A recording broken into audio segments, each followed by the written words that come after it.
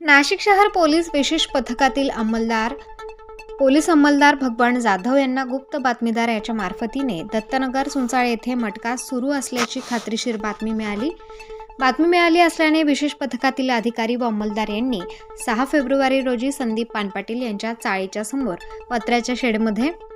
घरकुल रोड, आंबेडकर नगर, सुंचाळे शिवार येथे छापा टाकून मटका खेळवणारा श्याम हरिभाऊ वाघमारे वय वर्षे 50 व खेळणारे इतर 21 आरोपींना ताब्यात घेऊन त्यांच्याकडून जुगाराचे साहित्य, साधने, रोख रक्कम, मोबाईल फोन व मोटारसायकल असा एकूण 4,83,560 रुपयांचा मुद्देमाल जप्त करण्यात आला आहे.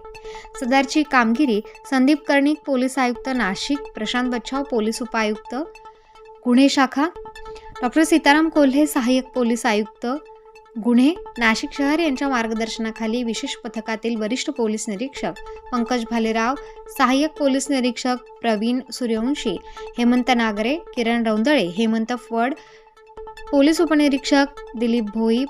सहाय्यक पोलीस उपनिरीक्षक Ranjan Bendale,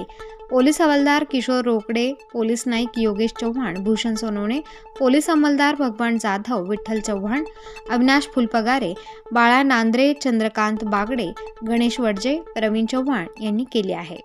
star news bureau, Nashik.